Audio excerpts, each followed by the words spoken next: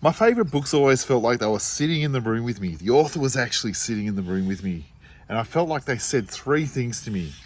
You're not imagining it. Everything you've been taught is bullshit. People are everywhere walking around drunk, but they're actually acting like they're sober, and they set all the rules. All these drunken sober people. My favourite books always felt like they were in the same room with me. Like the author, the writer, was sitting there just across from me. We were just talking shit or hanging out like two cats under a parked tyre at night, telepathically chatting with each other. And that's what my favourite books do that for me. I didn't even realise I was doing it, is trying to create a presence. And that makes me feel like I'm talking to the other part of me that exists inside me while I'm writing, that says, don't worry, Darby, it's all going to be all right. Don't stress. We're going to have some fun.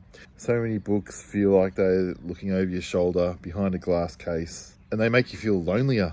There's a lot of books that make me feel more lonely for having read them. And I love that about how a book can feel like a friend. And it's really rare when a writer can do that. And a lot of that comes through humour, I've found, or just beautiful observations where sadness and funniness can be in the same room at the same time. They often exist in books in separate rooms, and then it feels like a writer. And a lot of the Insta poets, I noticed, they do it without realising they're doing it. It feels like a companionship. And even though I don't relate to anything that they're talking about, the voice, I can feel something behind the words, even if they're cliche or what would generally be regarded as poorly written. There's a voice. You can feel a person behind it, and that's all that matters for me. And yeah, when loneliness, I think like loneliness is kind of, they talk about it as being an epidemic, or I don't know, some medical term, is a thing in the world, and especially with social media and all that sort of stuff. Books that can be companions, they've got to be a good thing. But my favourite books that felt like they were sitting in the room with me, kind of felt like they sat me down and said, you're not imagining it. Everything you've been taught is mostly bullshit. And people walk around basically like pissheads, like they're drunk, but they're completely sober. They're totally on their faces, but they're actually drunk. They're the three things that my favourite books kind of said to me. And they felt like they were sitting in the room with me, that I could telepathically speak to them. They were long dead, and it felt like this truth that made its way through decades and centuries to reach me. And I could sort of telepathically talk to them like a book was a Ouija board. And I'd sit in the dark at night after work, after coming home from a workplace where everyone spoke in a different language, even work language. Then below that, pop culture language. And I'd feel like I'd come back to my suburb that was like it was its own country, its own foreign country. Sit by the train tracks, open these books, and go, these are my friends. And they're here, they're right here now, even though they died 50, 100 years ago. And they're talking my language. I understand them. They make sense, and that's what I love. They're my favourite books. They say true things that have been true forever, and it's not going to change no matter how many updates or bits of modern bullshit happen, and progress, the endless moral changing goalposts of what's wrong and right. There's certain things that just hold all the way through.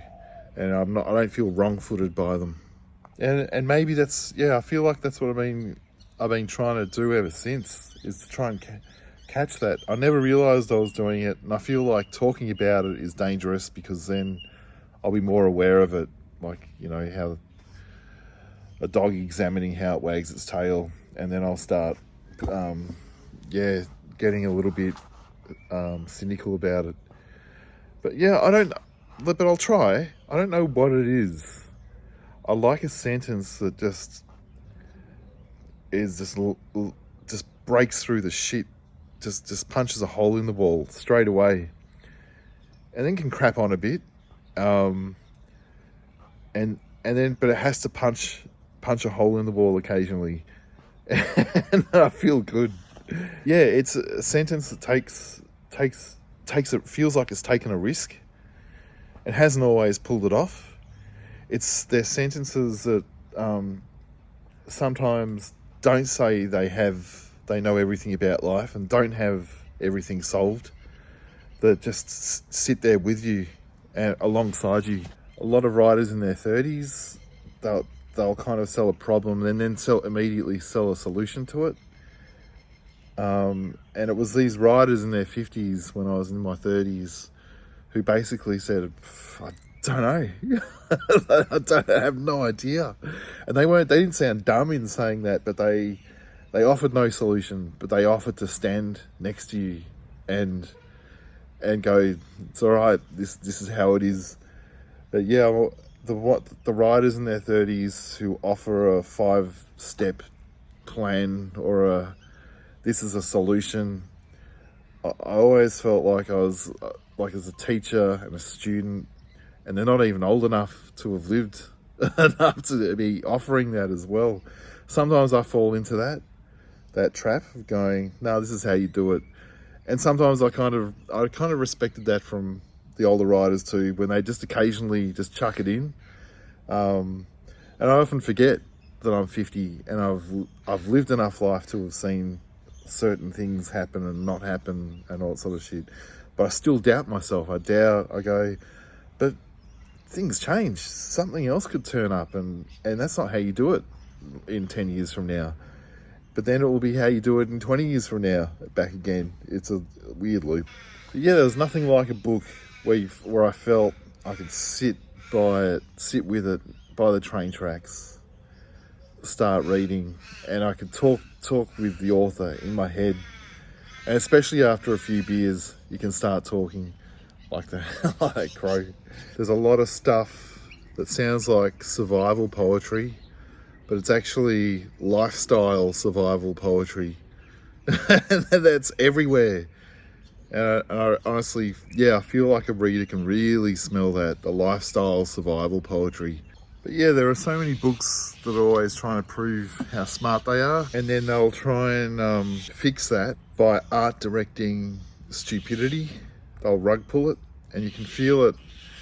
You can feel it art directed. You can feel there's some sort of accepted truth that's not really a true risk, and you can feel they're just putting it in to give credibility to how smart they want to sound. I often find that with writers in their 30s, they're more interested in trying to sound smart than actually tell the truth. And that happens all the way through life, 50s, 60s. You hear it in all kinds of writers, but especially that age group. I've slowly learned to weed out any kind of cleverness and just say this is what I'm feeling. This is what it is. I always feel like the books that feel like they're sitting in the room with me is the universal heart that can talk to anyone, no matter where they're from, at 3 a.m. in the morning. It's that those same kind of real basic fears, and not many books can do or have done that for me.